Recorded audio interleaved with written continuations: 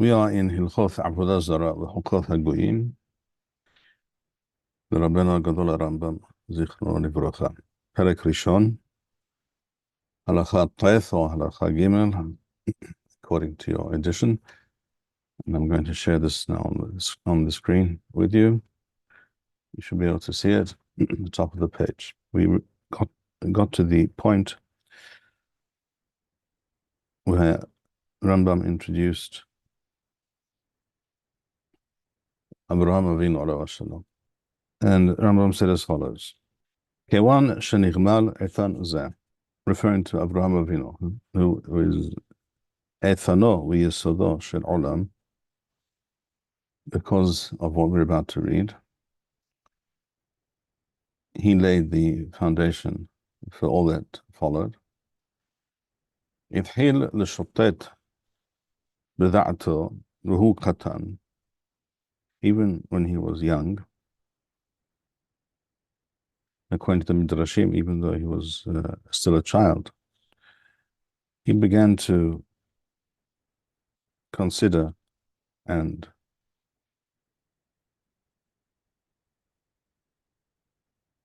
meditate over these matters. Ulahashev bayom uvalayla,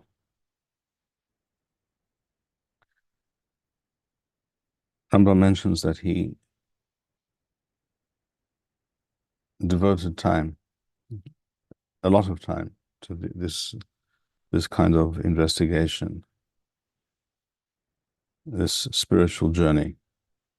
It did not happen overnight, and it did not take place before he first invested much time and effort. That, I think, is what Rambam is stressing here. Otherwise, why is it important that we know that Abraham Avinu was involved in these endeavors constantly, day and night? And he thought to himself as follows: V'haya tameh, and it did not make sense to him. Hayach efshar sheyeh hagalgal hazeh noher tamid v'lo yeh lo manhir. How can the solar system, the planets, etc., how can they be in perpetual motion and moving and turning, and how can this be without anyone being in charge of it? It just came about by itself. This energy, this power, where does it come from? Umi yisabeb oto, who turns it? Lefi she'ir shal yisabeb atzmo. Things do not turn or spin themselves, just as things do not create themselves. V'lo hayalo lo melamed v'lo modi'a davar, and he did not learn from anybody. There was no one to teach him. Ela mushka be'ur kastim. He was ensconced in Ur Kastim. Ben Avodah Zarah hatipeshim. He lived in a society, in an entire civilization that was rooted in the particular type of Avodah Zarah that was common, that was accepted, and that was encouraged. And yet he began to consider these matters.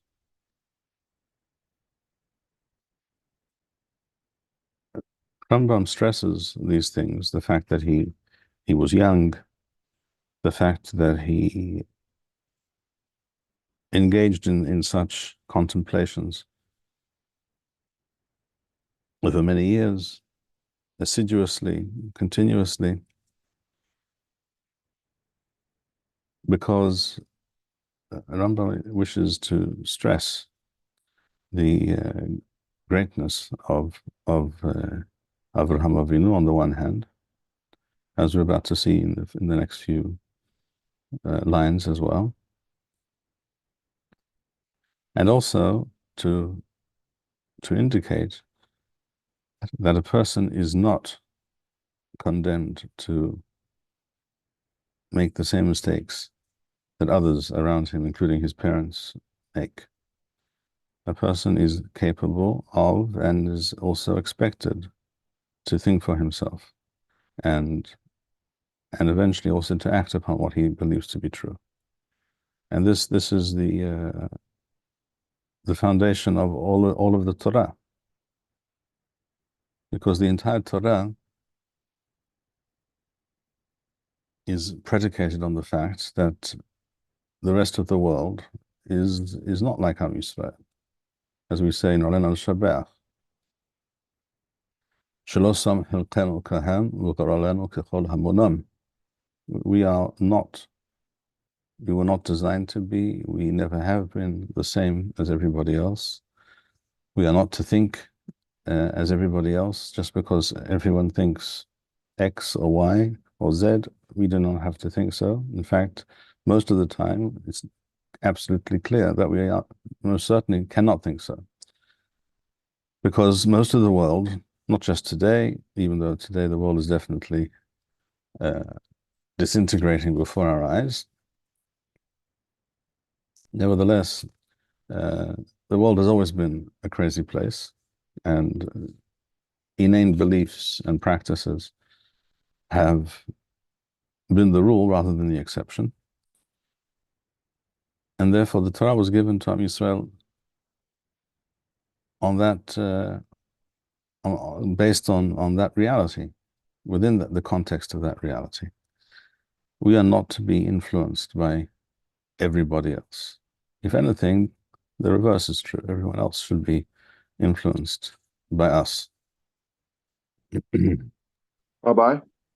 Yes, just one moment. I have a little problem here. Just a second. Just 1 second.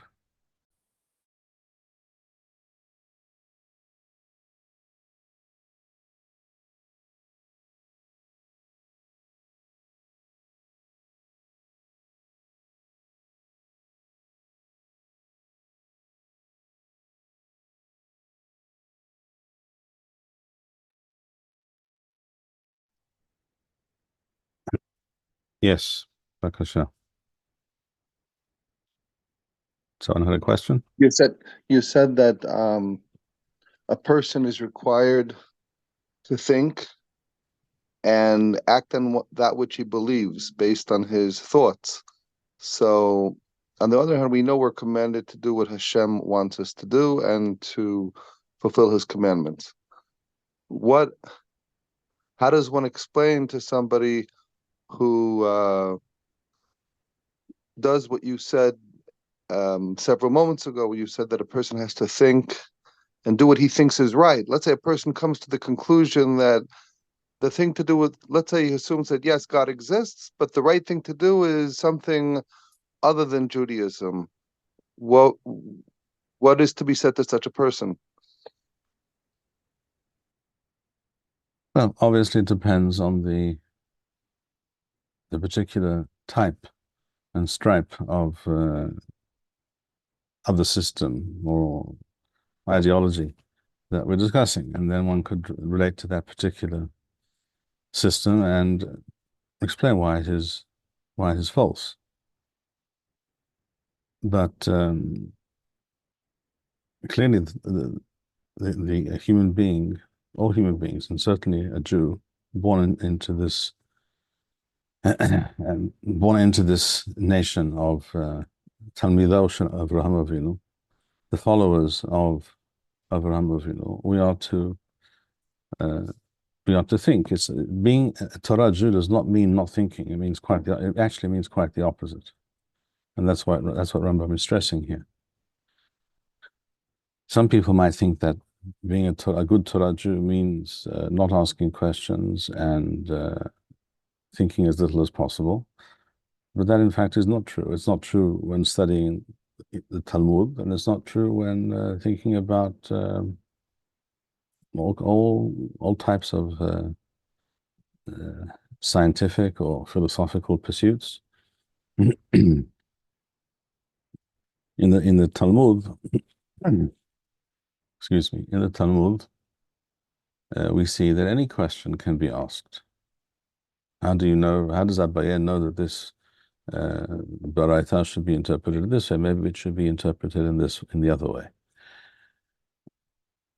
I remember the first day that I began studying Yeshivat HaKotel. I was 17 at the time. The Rav of our Shiur said, when you study Talmud, you have to be an Apikoros. Don't believe anybody or anything that's said. Ask why, and until you understand why it is so, don't accept that it is so. If Abaye said such and such, then don't just accept it. You have to understand why it is so. And that is the only real way to approach Torah. Or for that matter, to approach anything else. The same is true in science, by the way. Much too much of the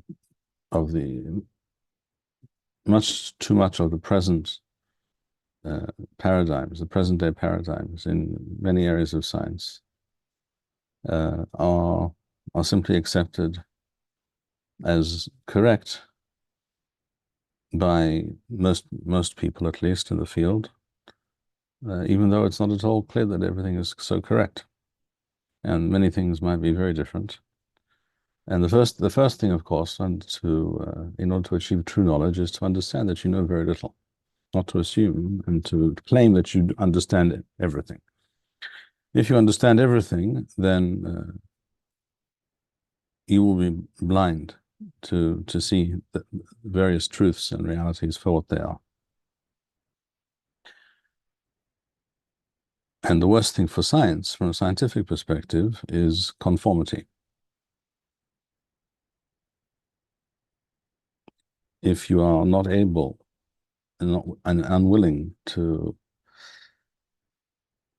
challenge accepted doctrines, then no progress will be made.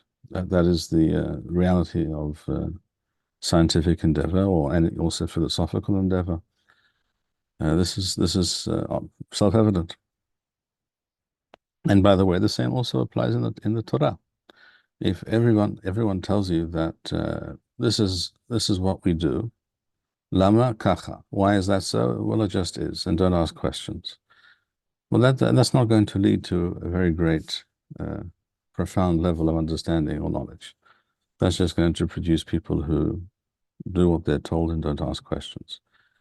Now, a person may argue, well, it's better that many people do what they're told, don't ask questions, rather than go off and go off the rails completely, which is what tends to happen when following all kinds of other systems, particularly in the current reality of the world, where insanity is the rule rather than the exception. Oh, that's true. There's some truth to that, but that's certainly not the ideal. It's not the ideal. It's not what we should be aiming for.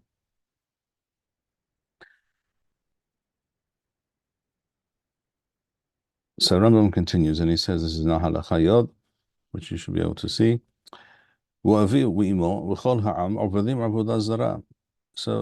grew up in a family of the Avodah Zarah. His parents, Terah, and everyone around him, the entire society was rooted in this ideology and belief system. And he too was part of it because he grew up within the system. But he was questioning and asking and thinking until he saw clearly the truth and achieved a true understanding of reality. What did he understand? He understood that there is only and can only be one God, one Creator, which in our terms literally means he is the creator of and he who turns the great cosmic wheels. In our terminology, it means he who created all that we see. وَهُ بَرَا هَكَلْ. He created all, وَإِن بِخَلَ نِمْسَى إِلَّا حُسْ مِمَّنُ, and there is no other God beside him. Which of course was not the shita, not the system in which he found himself.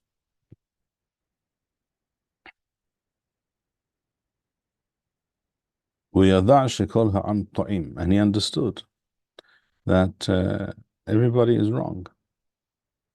Yep, that's also part of the Torah, understanding that it's possible that everyone is wrong, or most people are wrong. What you read in the paper might be wrong, and what you hear on the news might be wrong. And in fact, not only is it likely wrong, it is deliberately wrong. It is deliberately misleading. Only any intelligent and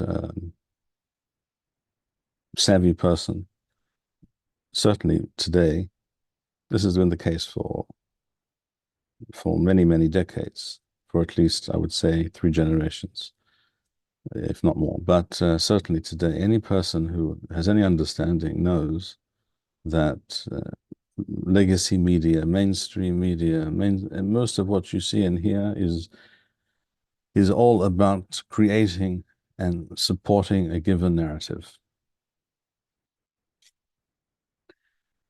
If you do not understand that, then you are in a bad place. You have no chance, because the power of the media is immense.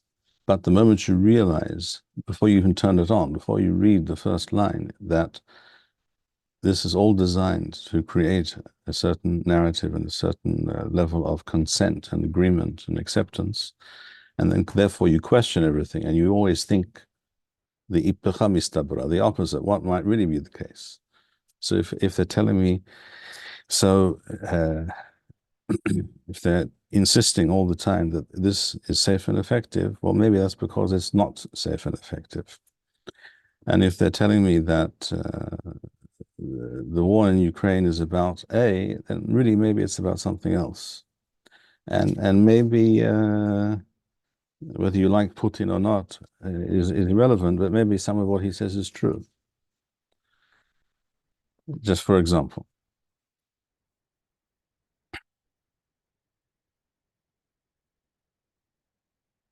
And if you observe many, many things and see how they fit together and create a certain picture and reality, it's most definitely possible that that is the reality. What you have perceived is true, even though they tried to hide it from you. It doesn't mean you should immediately adopt every possible wacky conspiracy theory, but certain things are simply conspiracies without the theory. That should also be clear. So Avraham Avinu understood that this was a conspiracy. This was a system that was universally accepted, and there was a ruling class, and there was a priestly class, and there were all kinds of people involved in this and gaining and benefiting from this system, who were invested in this system. He understood all of this. And that's what Rambam says, وَيَدَعْ شَكَلْهَ عَمْ تُعِيمٍ وَدَوَارْ شَكَرَمْ لَهَمْ لَتَعُوث زَا شَعْبَذِيمَ الكُخَذِيمْ وَتَثُرُوث عَذْ شَعْبَذْهَا إِمَاتْ مِدَعَثَمْ. What led them astray? That they, as we learned last time, they began worshipping various visible objects, that is to say, heavenly objects, planets, etc. Even though originally it was not intended that these be perceived as the divine object of worship, and that they are the source of everything. But that is what happened. That's how things. That is how things developed. And Avraham was 40 years old when he understood this, when he arrived at these conclusions, which is an interesting figure, because if I stop sharing for a moment with you, I want to look up something. All right. I will share the screen with you again. What you see on the screen now is the usual Girasa text of Masechet Avoth, the Mishnah, Perek Hamishi at the end. In the more accurate versions of the Mishnah, these last couple of statements do not appear. They are apparently Baraitoth. But here we see, you may be able to see here in Kaf Aleph, Voya Omer, Ben Hamesh Lamikra, this is Yehuda ben Tema. Ben Hamesh Lamikra, Ben Isa Mishnah, Ben Shalosh Asra Miswoth, Ben Hamesh Asra Talmud. So it's giving you more or less a roadmap, a plan, how a person develops. At the age of 5, they begin studying Mikra, the age of 10, Mishnah, etc. Ben Shmones al-Hupa, Ben Isreim Lirdof, which Lirdof is understood and explained in a number of ways. For our purposes, let's adopt the position. The explanation is referring to military service, which is what we find in the Torah always, Ben Isreim, wa Ma'ala.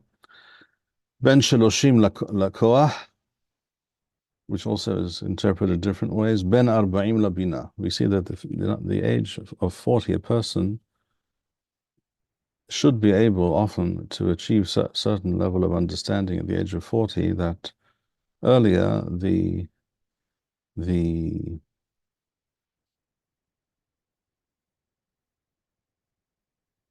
boisterousness and the excess energies of youth frequently prevent a person from seeing or understanding. Ben Arba'im Labina is exactly what Rambam just told us about Avraham Avinu. Also, I don't think that's accidental.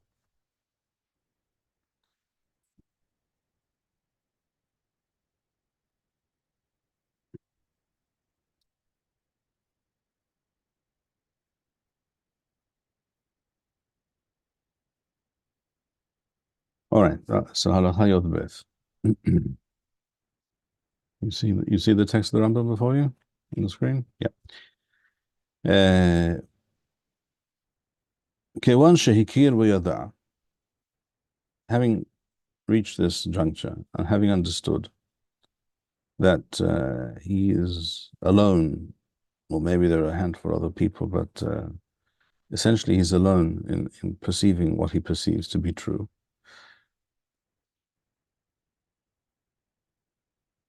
התחיל להשיב תשובות על בני אור כסדים ולערוך דינים להם. He began to debate and discuss and argue. He's a good Jew, after all. Obviously, he must argue. And he did not accept, he wasn't willing just to have understood this for himself and leave it at that, which he could have done, which others did. The kind of people that were mentioned earlier by Rambam in this perek. If you go back to Halacha, well, in some versions it's Halacha Beth, in others it's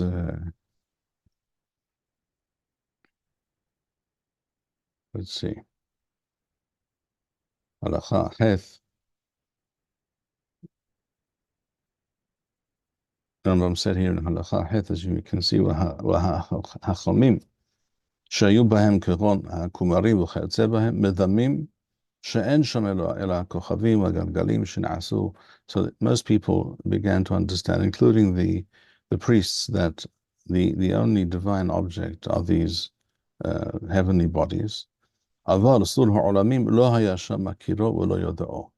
But Hashem, who was behind all of what they saw, they did not perceive. They had no knowledge of him. But in fact, there were a few here and there, rare individuals, such as Hanoch, Methuselah, Noah, Hashem, whatever.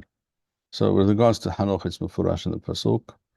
With regards to Noah, it's also Mefurash in the Pasuk, to some extent at least. With regards to Methuselah and Shem, whatever, is based on Midrashim. So you see here, both in this case, in this instance, and with regards to some of the details that Rambam mentioned with regards to Avraham Avinu, Rambam is basing himself on statements in the Midrash Agadah.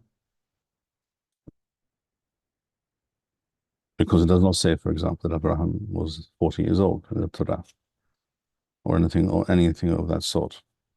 Nor does it mention that he began debating everybody and also doing so, as we're about to see, as the Midrashim stress, at great risk to himself. That's what I mentioned at the beginning, that we are required to think, to understand, and also to act based on our understanding. And this is what Avraham Avinu did. We do not hear about Hanoch interacting with others. And apparently it was not the case, at least not to any significant degree. So Rambam, it says, وَهِدْحِلْ هَشِيف تَشُفُوث عَلْبُنَيْ أُور كَسْتِيم وَلَعْرُخ دِين إِمَّهَمْ وَرَوَار شَأَنْ زَوْ دَرَخَ إِمَثْ شَتِمْ وَلَخِمْ بَا. This, you are not walking along the path of truth. You are misled. You are misguided. And you can well imagine this did not make him very popular. وَشِبَّرَتْ هَالصُّلَمِيم وَيْدْحِلْ لَهُ ذِعْلَ عَمْ شَأَنْ رَؤُي لَعَبُوذ إِلَى لَلُوَى فَعُلَمْ. He destroyed idols. We were all familiar with the Midrash about his father Terach having a store for such purposes and how he destroyed them, etc. Again, it doesn't matter if you think the events were precisely as described in that Midrash or not, but the idea is that Avraham Avinu did not sit still. He did not simply accept this reality, and he was also a kind of kanai. He was motivated to do something about it, not to accept reality as it is.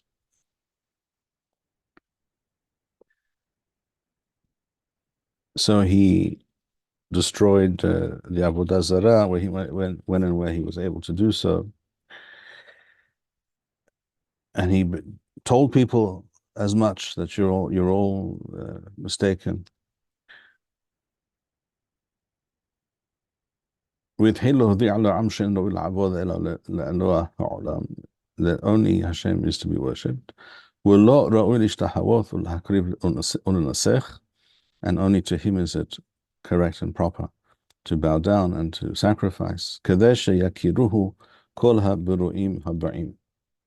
other words, Avraham decided that my job, my purpose, is to make the knowledge of Hashem, which is a completely revolutionary proposition, known to as many people as possible.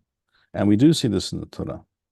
When you see in the Torah, it's obviously beremez, it's not explicit, but when you see in the Torah a number of times that Avraham Avinu goes to this place, sets up camp in this place, Vayikra b'Shem Adonai, what does that mean? He was doing this openly, publicly, inviting people, engaging with people.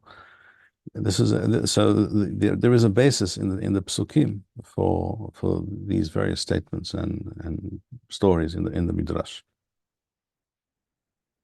In other words, that's a very deep and profound reading of the Torah, of the psukim.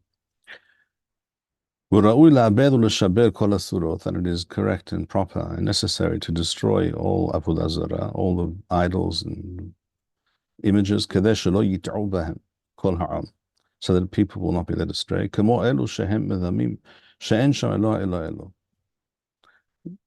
that others will not believe and fall into this trap, which, as we've discussed, always leads to moral degeneration and emptiness. But in other words, the price that human societies pay for such avodah zarah is always great. It's not without cost.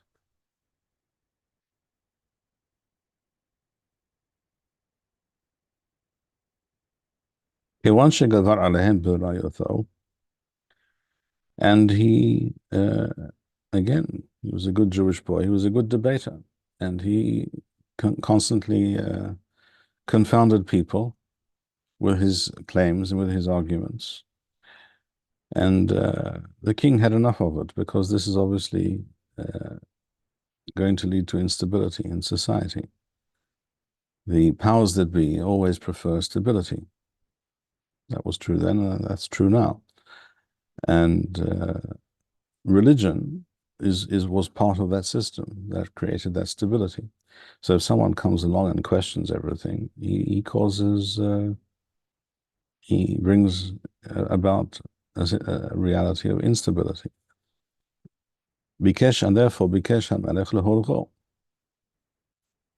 And this is why the Romans wanted to do away with Yeshua HaNuthri, for example, because it wasn't a religious matter for them. It was a religious matter, perhaps, for the Jews, that he was saying all kinds of, making various statements and misleading and outrageous statements, implying that he was, he implied, according to what we find in the sources, that he was the Son of God. That concept, the Son of God, that term does not come from nowhere. It appears in the statements that are attributed to him, and various other things. So that was a religious, theological matter. But for the Romans couldn't care less who you worshipped, as long as you paid taxes and shut up, and lots of taxes, and accepted their rule unquestioningly. So for them it was purely politics. But he was causing instability. He was causing strife within the Jewish community, within Judea, in Yerushalayim, etc. For the Romans, that was a problem. And people who cause problems, they had their ways of dealing with people like that. They had, for that, they had crucifixes. They had, as Stalin used to say, if there's no person, there's no problem.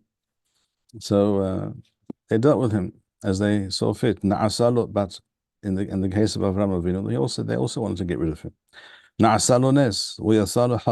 And he was saved miraculously. Rambam doesn't go into the details, the Midrash does, that he was thrown into a furnace of fire, etc., as we see later with Daniel and Mishael, etc.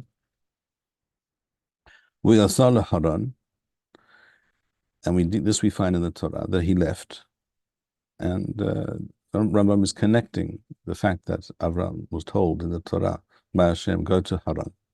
Or rather than, I'm sorry, that way he was not told. But it states that the family moved to Haran. ויצא לחרן והתחיל לעמוד ולקרוא בקול גדול לכל העם ולהודיעם. And he there began to preach and actively try to convince and convert people to his, you could call it a new religion, in fact. לכל העם ולהודיעם שיש שם אלוה אחד לכל העולם. There is but one God. ולא ראוי לעבוד, and it is he, and he alone, that is to be worshipped and feared. והיה מהלך וקורא ומקבץ העם מעיר לעיר ומממלכה לממלכה. And this is what he did wherever he went. As we mentioned before, Abraham was nomadic, and he traveled, and he set up camp in different places, and each time it tells you, Vayikra b'Shem Adonai, or Vayikra b'Shem Adonai El Olam. That pasuk is telling you, was El Olam. He was telling people, there is one God, and he is El Olam, and you are to relinquish everything else because it's false, and it's unbecoming of you, and it leads you astray, and human society will never be as it should be when it is rooted in these kinds of beliefs and moral, ethical systems, which are always perverse when they're rooted in Avodah Zarah, and magic and sorcery, and worshipping various objects and what have you. והיה מערך וקורא ומקבץ העם מעיר לעיר וממלכה לממלכה עד שהגיע לארץ כנען והוא קורא. In other words, he continued doing so, and he arrived in Eretz Canaan, and here Rambam has included what we find in the Torah, where Avraham is instructed directly to go to Eretz Canaan. And he, Avraham Avinu, continues to preach and to teach. Shene'emar vayikra sham b'shem Adonai el Olam.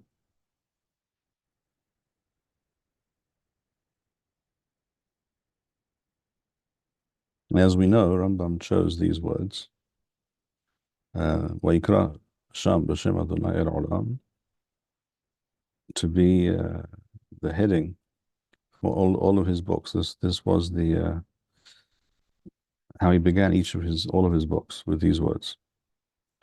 וכיוון שהיו העם מתקבצים לו ושואלים לו על דברו, and people used to come and listen and ask him questions, היה מודיע לכל אחד ואחד לפי דעתו עד שיחזירהו לדרך האמת. He would respond and teach and explain according to the audience. לכל אחד ואחד לפי דעתו. You can't explain everything in the same way to all people. עד שיחזירהו לדרך האמת. So he was also a great pedagogue, teacher. עד שנתקבצו אלו אלפים ורבבות. And eventually he had a great following. Rambam says here, thousands and tens of thousands. והם אנשי בית אברהם. And they are the people referred to in the Psukim as אנשי בית אברהם, his people.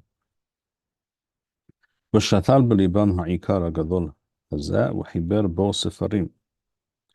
And he taught and created this following and wrote books about the subject,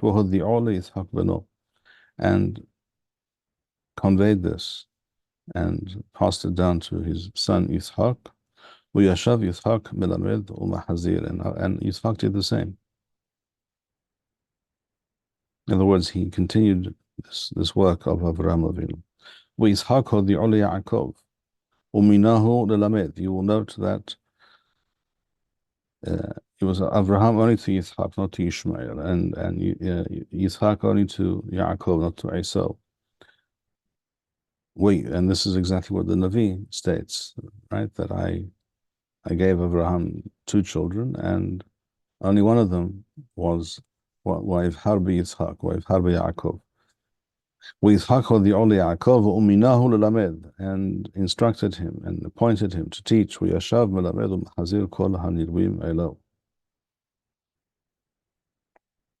ויעקב אבינו לימד בנו כולם, והבדיל לוי ומינהו ראש, והושיבו בישיבה, ללמד דרך אדוני ולשמור מצוות אברהם.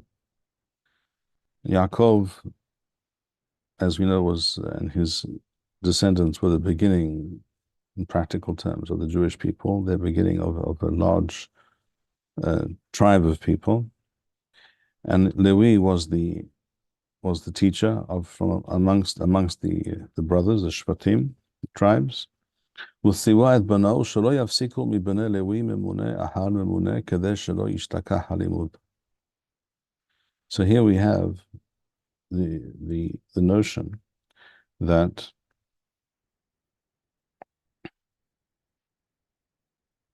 teaching, study,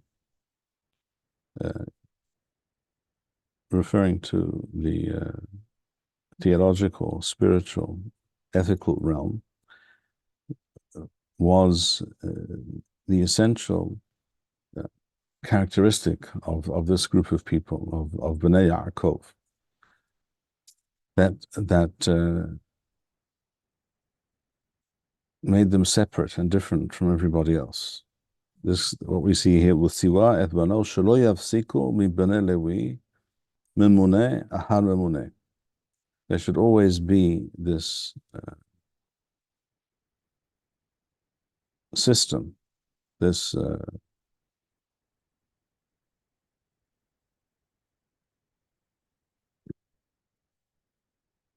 we can use the term system or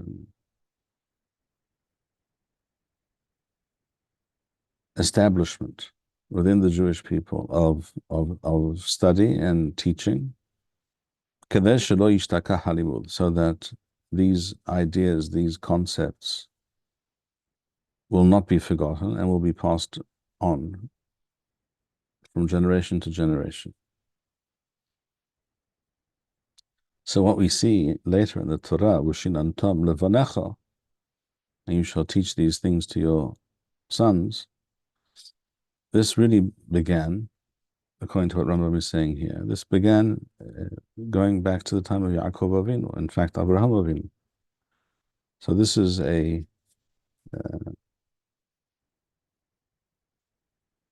multi-generational, essentially from time immemorial, this reality within Am Yisrael of the study of Torah and the teaching of Torah. והיה הדבר הולך ומתגבר בבני יעקב ובנלווים עליהם. And this reality continued and thrived within this specific population, this group of people, the descendants of Abraham Avinu, Yaakov Avinu.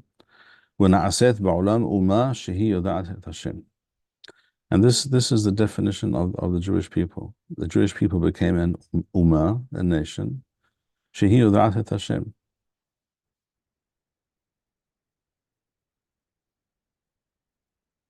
Perhaps next time, not right now. I'll read a few lines from Rav Kook in a couple of places that express this idea. There's only one nation that, as a nation, can be said to know Hashem.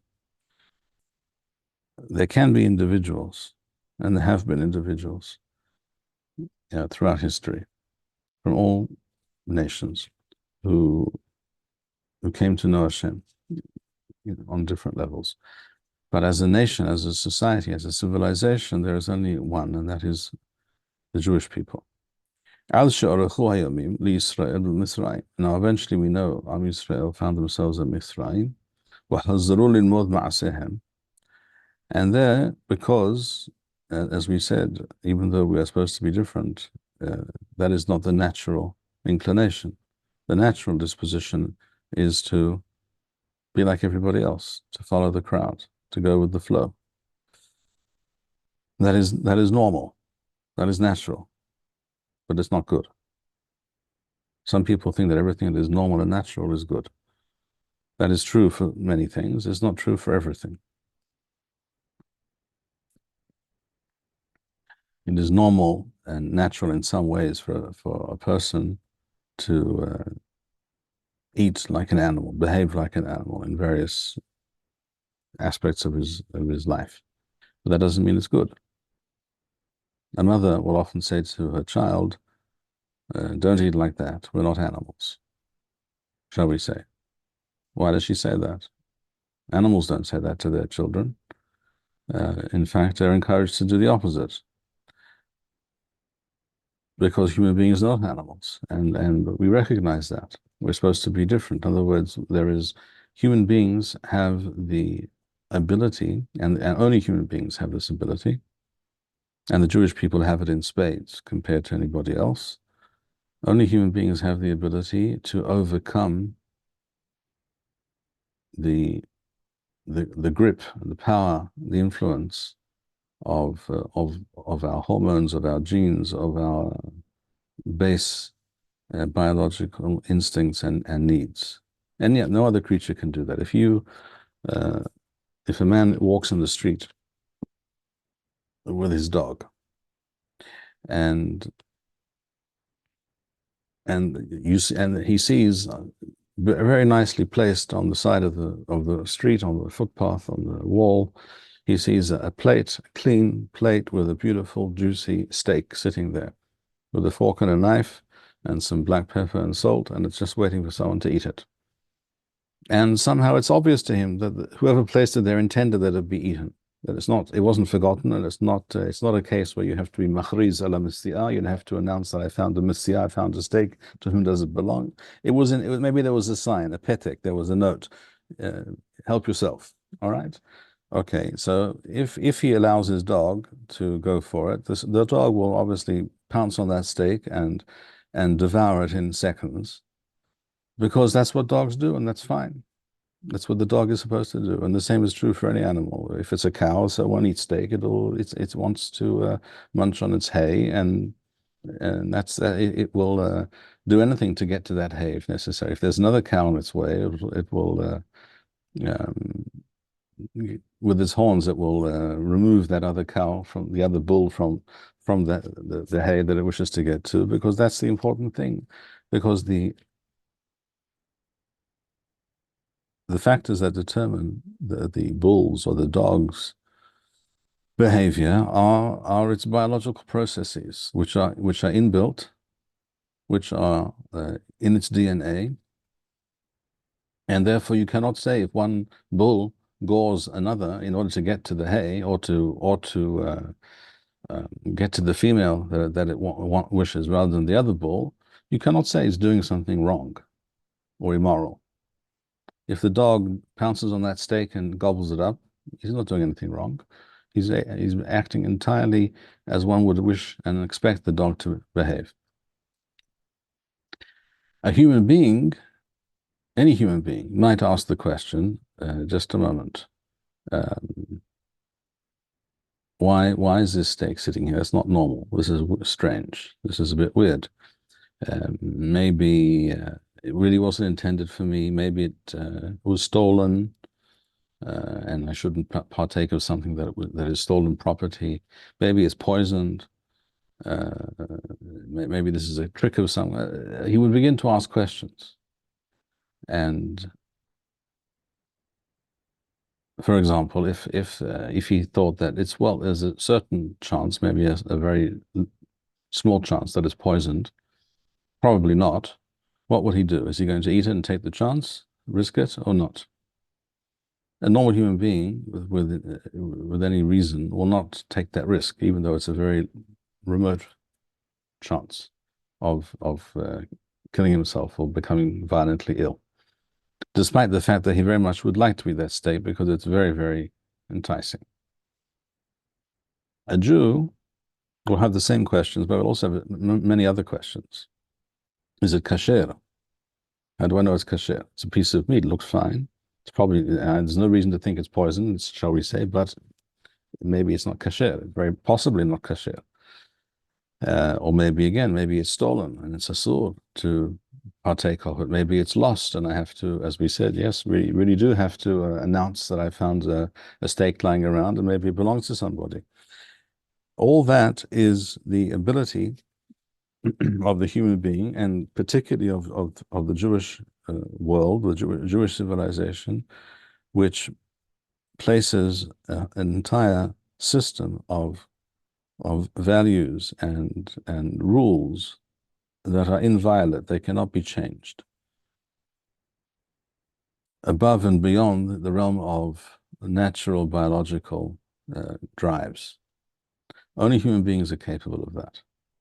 And amongst all human beings, the Jewish people have this ability and have a system, have a Torah which directs them in that way and educates them and instills in them another level of consciousness. And and to maintain that kind of system and that kind of civilization, you have to be separate, because most of the world doesn't work that way. And that's why we are an Am Levadad Yishkon. And as the Pasuk states,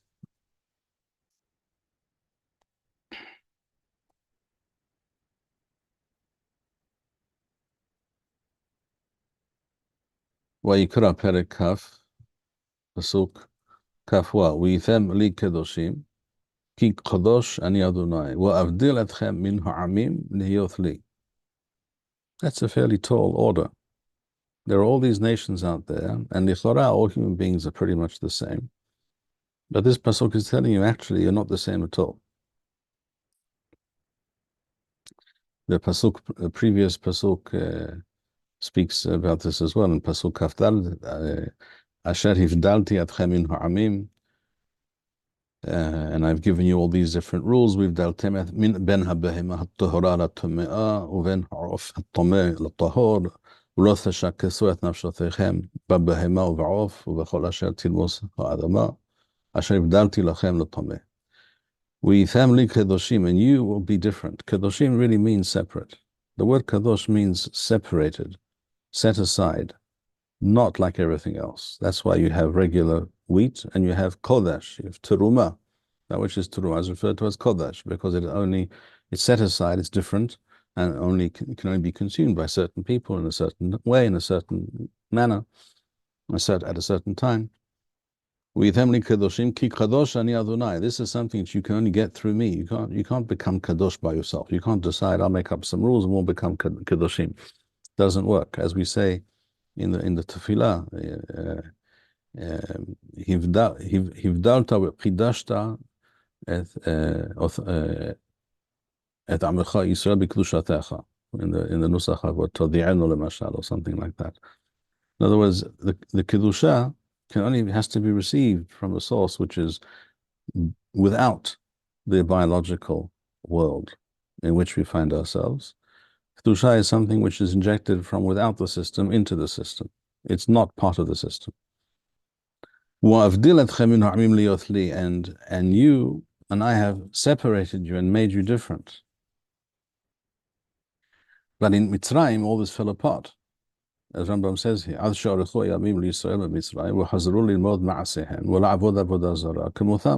they became like everybody else because there wasn't yet a Torah, and there certainly was not a Torah She'Ba'al Peh that provided an entire system and framework for maintaining and passing down this system. And defending, in order to defend oneself from falling into the ways of others. Chutz mi Shevet Levi. Shevet Levi were different. She'amad b'miswath avot. And why? Because we saw before, Levi were those who were more involved in the study of Torah, teaching the Torah. In other words, the ideas that they received from Avraham, Yitzchak, Yaakov, the Levi'im were more involved in this. That's why we find specifically the parents of Moshe Rabbeinu mentioned by name, and Moshe and Aharon and Miriam. It's not coincidental. They all come from Shevet Levi. Shevet Levi was essentially different. So in other words, when there is a tradition of Torah study and there is this reality of Torah study in a community, it changes the fabric and the nature of that human society, that group of people. So Shevet Levi amad b'miswath avot u'me'olam lo avad Shevet Levi avodah Zarah. This Chazal state that Shevet Levi never fell into the practices of avodah Zarah that the others did. This is also true at the time of the Eigel, as we know, right? The time of the Eigel, the Shevet Levi, which is already implied in the Psukim, were not involved.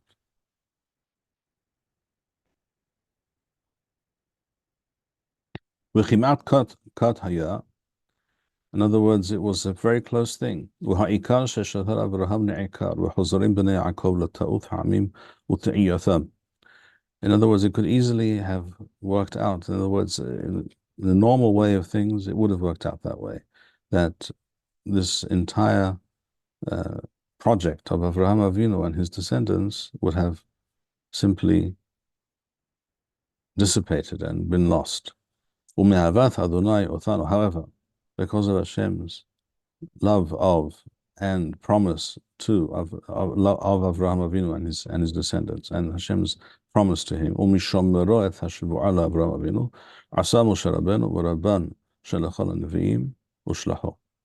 Rabbeinu was sent to prevent Am Yisrael simply degenerating into and melting into the background, like being like everybody else. Moshe Rabbeinu was the one who removed Am Yisrael from the Misrim, from their ways, from their civilization. as the pasuk states. Moshe was sent, and also, of course, to facilitate the giving of and reception of the Torah. Once this was the case, Moshe Rabbeinu was active as a Navi with the Jewish people.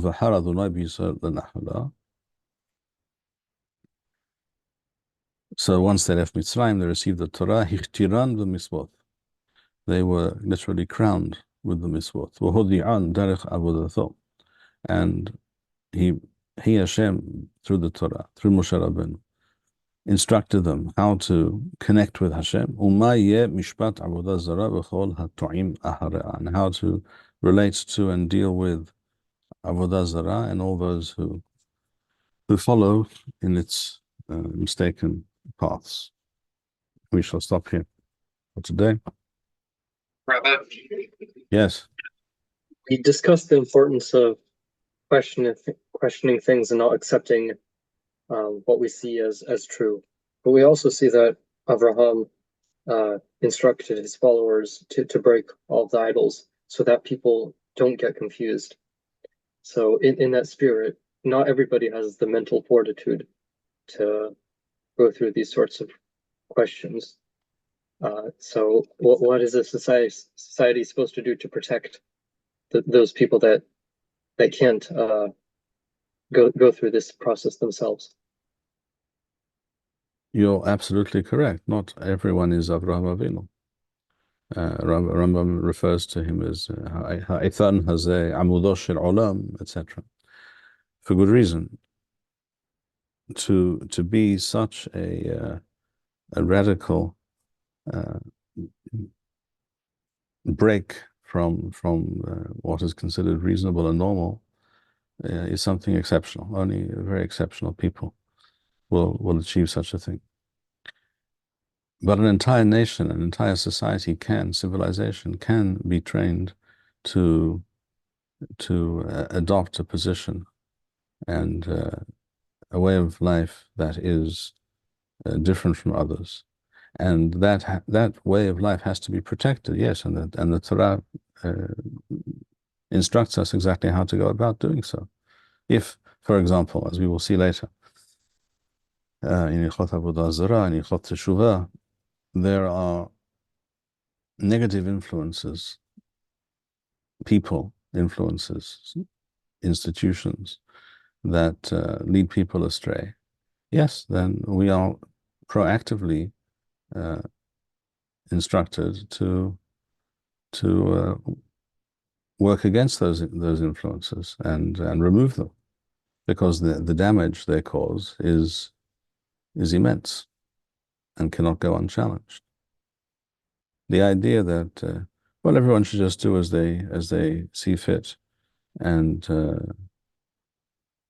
no one should feel the need or think that they have the right to judge what others do or think. That is not a Torah-based thought at all. Nor is it a liberal. It's rather a liberal, what used to be called a liberal position. Everyone will do as they see fit. But that has gone by the by, as we know. It used to be, a liberal was that every man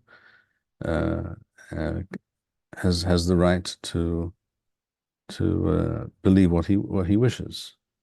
The progressive world, so-called, has modified that. Every man has the right to think what I think is correct.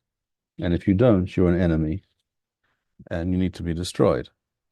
And there's something somewhat refreshing about that, to be honest, much more than the liberal position, because the liberal position is essentially abdicating any responsibility or denying the possibility of knowing if something is true or untrue. Progressives at least claim that they know what's true. They know what's right, and they're willing to fight for it.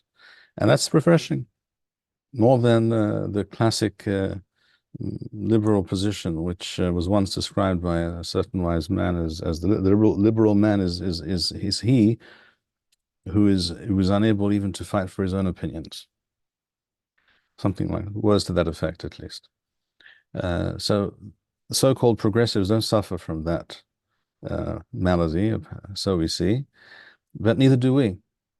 We don't accept that everyone's opinion is equally valid. All cultures, all societies, all teachings are equally legitimate. No, it's not true. There is that which is true and that which is not true. And where the Torah makes it clear that this is something that cannot be accepted, then we don't accept it. And if we're able to fight it, we fight it. Does that answer the question, more or less? Tov, we shall end here for today. Hayu beruchim, hizkuru yames levavchem, kol hamiyahalim al Adonai. Shalom u'nisachon. Thank you, Rabbi Bar-Hayim. We would like to encourage our viewers to share these videos with friends and send in your responses. We would also like to suggest the following opportunity to our viewers. If you identify with Rabbi Bar-Hayim's message and would like to sponsor or dedicate a video interview with the rabbi in honor or memory of a loved one, if you would like to obtain Birkon Nusach Eretz Yisrael or invite the rabbi for a speaking engagement, please email us at office@machonshilo.org.